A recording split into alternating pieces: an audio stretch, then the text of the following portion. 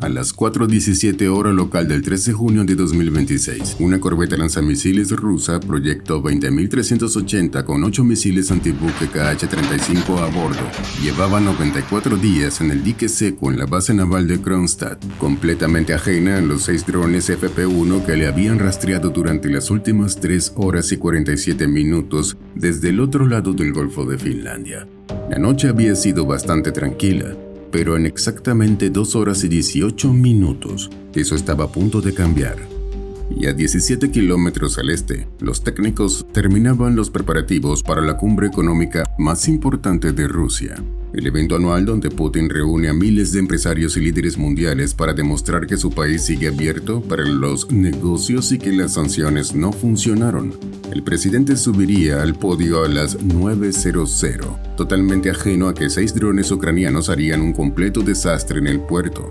El operador ucraniano llevaba 4 horas sentado frente a una pantalla que, desde fuera, se parece más a un puesto de control de tráfico aéreo que a algo militar. 6 líneas de ruta convergiendo sobre el mismo punto en el mapa, 6 contadores de distancia descendiendo en paralelo y 340 kilómetros hacia Kronstadt, la base naval que protege San Petersburgo. Cada actualización, 1.4 segundos y 90 metros más cerca. No había nada dramático en la pantalla todavía, solo números, pero eran los números correctos, moviéndose en la dirección correcta. Y eso era suficiente para mantenerte despierto a las 4:17 de la mañana. Pero el FP-1 no es un dron en el sentido que la mayoría de la gente imagina. Está diseñado para operaciones de largo alcance contra objetivos de alto valor, con tiempos de vuelo de hasta 7 horas y un alcance operativo de hasta 1600 kilómetros. Durante esas 7 horas, caza solo, sin operador, sin GPS obligatorio. Su sistema de navegación combina inercia con coincidencia de terreno por cámara, es decir, correlación en tiempo real lo que ve debajo con mapas precargados, como un animal que reconoce cada centímetro de su territorio sin necesitar señales externas. Si Rusia inunda el espectro electromagnético con interferencias, el dron no cae, sigue, corrige, busca. La guerra electrónica rusa lleva 2 años aprendiendo a matar drones que dependen de señales externas. El FP-1 fue diseñado para exactamente ese mundo. Para permanecer por debajo del horizonte de los radares rusos, los drones volaron a una altitud extremadamente baja, literalmente a escasos metros sobre la superficie de la bahía. A esa altura, la curvatura de la Tierra hace el trabajo de sigilo que ningún recubrimiento furtivo puede igualar. Un radar costero instalado a nivel del mar detecta blancos volando a 3 metros de altura a no más de 12 kilómetros, y cuando el FP-1 está a 12 kilómetros ya es muy tarde. La curvatura de la Tierra es el mejor ingeniero de sigilo que Ucrania tiene en nómina. Rusia había construido su defensa aérea del Báltico para interceptar misiles de crucero Tomahawk viajando a 880 km por hora y cazas Su-27 a 2500. Tenía delante algo que viajaba a 230. Era como instalar un sistema de reconocimiento facial de última generación en la entrada y descubrir que el intruso entró por la gatera del gato. La tecnología era impecable, la gatera no tanto.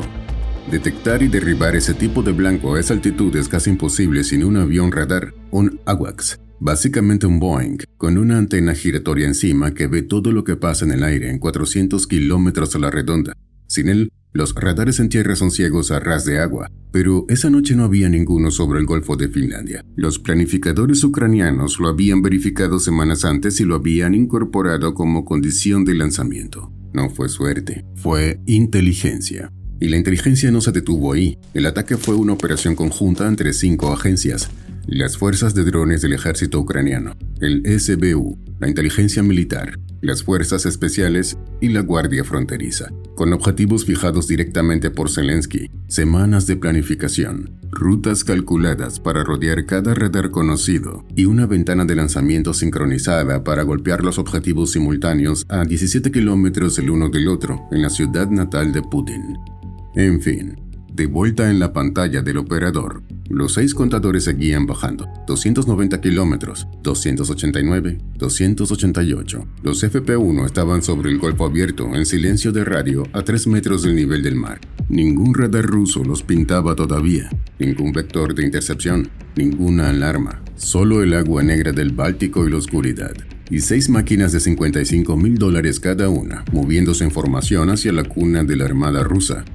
Lo más impresionante es que ningún dron ucraniano había llegado nunca por aire al Báltico para atacar la flota del Báltico. Pero entre ellos y la base naval que protege San Petersburgo había algo que Rusia llevaba 2 años construyendo. Desde Kaliningrado, el sistema de guerra electrónica ruso Murmansk BN, un conjunto de camiones con antenas de 32 metros de altura, capaces de saturar las comunicaciones en un radio de hasta 8.000 kilómetros. Llevaba horas activo sobre el Báltico. Era el arma de interferencia electrónica más potente que Rusia había desplegado en Europa, específicamente instalado para controlar exactamente ese espacio aéreo. Sus fuentes de interferencia cubrían el área de San Petersburgo y el Golfo de Finlandia completo. Y a las 4:23, el operador vio en su pantalla que el primer FP-1 empezaba a apartarse de su ruta, no por fallo mecánico, no por error humano. El Murmansk BN le estaba mintiendo con interferencia al dron sobre donde estaba, y el dron, por primera vez en esa noche, le estaba creyendo. El operador vio el desvío a las 4:23, 6 metros, luego 12. El primer FP-1 se apartaba de su ruta sin que nadie lo hubiera tocado. El Murmansk BN estaba haciendo spoofing. No bloquea la señal GPS, la falsifica, envía coordenadas perfectamente plausibles pero incorrectas, de manera que el receptor cree estar exactamente donde no está. Es como reemplazar todos los carteles de una autopista con señales que apuntan en la dirección equivocada. El conductor no sabe que está perdido, solo sigue las instrucciones. El FP-1 tenía un segundo cerebro para ese caso, su sistema de coincidencia de terreno por cámara, que corrige el GPS comparando lo que ve debajo con mapas precargados. Sobre tierra funciona, pero sobre el Golfo de Finlandia de noche, a 3 metros del agua, la cámara solo veía negro, sin referencia. Cuando el operador dejó el dron e intentó corregir, ya era demasiado tarde. A 3 metros del agua no hay mucho que puedes hacer. Sin terreno que reconocer bajo la cámara, el dron simplemente se fue al agua. No fue dramático. El feed de telemetría simplemente dejó de actualizarse. Los primeros 5 FP-1 cruzaron la banda de mayor interferencia sin incidentes, y la base naval de Kronstadt estaba a 190 kilómetros. Pero cuando el operador recalculó la ruta y levantó la vista, vio algo que no debía estar ahí. En la pantalla del cuarto dron, donde debería haber agua abierta, había una silueta. Un buque de guerra en movimiento, apuntando hacia ellos. Era un patrullero Sobol, 130 toneladas, 31 metros de eslora, navegando a 24 nudos en dirección noreste, directamente hacia los 5 FP-1. Su cañón AK-630 de 30 milímetros ya estaba girando hacia los drones cuando el operador lo identificó a las 5:07. Distancia a los drones, 9 kilómetros. Tiempo hasta cruce, 11 minutos. El AK-630 tiene una cadencia de 5.000 disparos por minuto y fue diseñado para destruir misiles antibuque que se aproximan a alta velocidad a nivel del mar. En ese rol es devastador. El problema es que sus guías de elevación tienen un ángulo de depresión mínimo de 5 grados, suficiente para apuntar a un misil que viene a 20 metros de altura. Para un FP-1 que vuela a 3 metros sobre el agua, el cañón tendría que apuntar casi hacia el suelo. Era como intentar aplastar una hormiga con un martillo que solo puede bajar hasta la altura de tus rodillas. El martillo es devastador. El problema era la hormiga. A las 5:14 el Sobol abrió fuego. 340 rondas en 4 segundos, 0 impactos. Las 340 balas pasaron por encima de los drones y se perdieron en el Golfo. Los FP-1 cruzaron a 180 metros del casco sin desviarse un grado. Pero el Sobol tenía radio, y a las 5:15 la base naval de Kronstadt recibió el aviso. 4 minutos después, en el muelle norte de Kronstadt, a 23 kilómetros del dique seco, un Panzer S-1 había girado su radar hacia el Golfo, activo con 12 misiles listos. El Panzer S-1 lleva 12 misiles superficie-aire con alcance de hasta 20 kilómetros, 2 cañones automáticos de 30 milímetros y puede rastrear hasta 40 blancos simultáneamente. A diferencia del AK-630, había sido rediseñado específicamente después de años de guerra en Ucrania para enfrentar drones de ala fija. Más rápido, más inteligente, más preciso. Era el sistema correcto para el blanco correcto, pero el problema estaba adentro. El tiempo de reacción del Panzer desde detección hasta disparo es de 4 a 6 segundos, un proceso secuencial imposible de comprimir. Adquisición de radar, clasificación de amenaza, cálculo de solución de tiro, armado del misil. El último paso tiene un retardo de seguridad de 1.2 segundos que no se puede saltar. Existe para que el sistema no dispare accidentalmente durante el transporte. Algún ingeniero muy responsable lo diseñó en los años 90. Esa noche, sin saberlo, ese ingeniero le salvó la vida a 5 drones ucranianos. Un FP-1 a 64 metros por segundo recorre 77 metros en esos 1.2 segundos. El alcance mínimo de armado del misil del Panzer es de 1.5 kilómetros. Por debajo de esa distancia el misil no tiene tiempo de armarse. El sistema cambia entonces a los cañones, pero los cañones tienen el mismo problema de ángulo de depresión. A 300 metros de altura sobre el agua, los FP-1 entraban en el ángulo muerto en los últimos 800 metros de aproximación. Era como construir la caja fuerte más robusta del mundo y olvidarse de ponerle techo. Todo lo demás era impenetrable. A las 5:21 el Panzer disparó 4 misiles. Los 4 pasaron por encima de los FP-1 por entre 6 y 14 metros. El quinto no llegó a armarse antes de que el dron cruzara el límite mínimo. El sistema más avanzado de defensa antidrón de Rusia había usado su propio protocolo de seguridad como regalo de cumpleaños para Ucrania. 4 misiles, 0 impactos, 5 drones intactos. La base naval de Kronstadt a 23 kilómetros. Las sirenas de la base sonaron a las 5:21, las luces del dique se encendieron, y en el muelle junto a la corbeta lanzamisiles rusa, también conocida como Boyki, algo que la inteligencia no había anticipado empezó a moverse. Era un remolcador Serebra-Yáñez, 45 toneladas, motores a máxima potencia, intentando sacar a la Boyki del dique seco Bilyazhinsky hacia el canal interior de Kronstadt. Si el barco llegaba al agua abierta, sus sistemas de armas podían reactivarse. La tripulación de guardia lo sabía, el comandante de la base lo sabía. Y a las 5:22, cuando el feed del segundo FP-1 mostró los amarres del Boyki empezando a tensarse, el operador ucraniano también lo supo. El remolcador necesitaba 6 minutos para completar la maniobra. Los drones solo necesitaban 4, pero antes del dique había un radar que destruir. 2 FP-1 se separaron de la formación a las 5:23 y viraron hacia el perímetro norte de Kronstadt, donde el Podlet K1, el mismo radar que 3 horas antes había ignorado a todos los drones sobre el Golfo, seguía girando su antena en busca de amenazas. Era demasiado tarde para eso.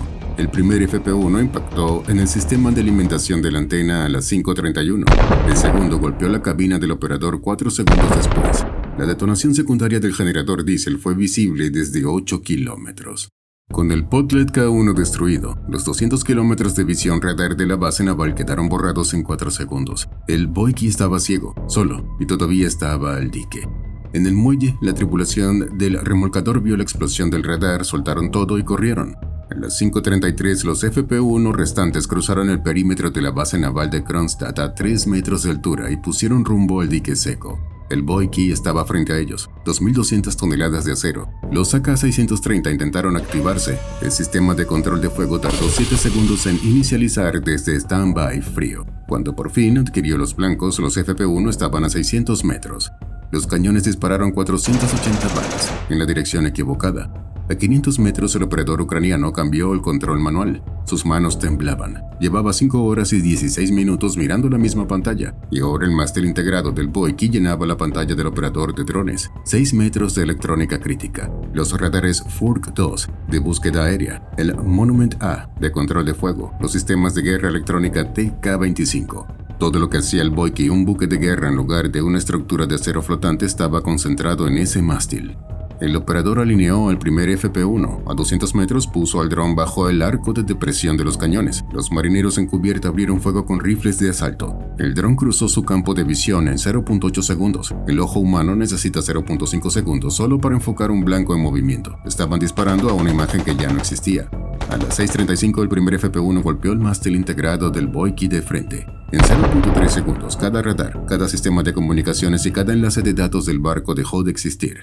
El mástil colapsó sobre la superestructura. El acero estructural a más de 600 grados centígrados pierde el 60% de su resistencia. El incendio hizo el resto.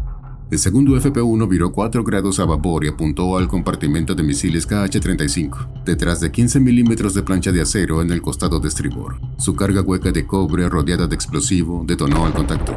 El efecto Monroe concentró la onda en un jet de metal fundido viajando a 7.000 metros por segundo. Los 15 milímetros de acero ofrecieron la misma resistencia que una hoja de papel mojado. A las 9:00 de esa misma mañana, Vladimir Putin subió al podio del Foro Económico Internacional de San Petersburgo ante 20.000 delegados de 130 países. El humo negro del dique seco Bilyazhinsky era visible desde las ventanas del recinto ferial. a 17 kilómetros al este. Los medios estatales rusos no lo mencionaron.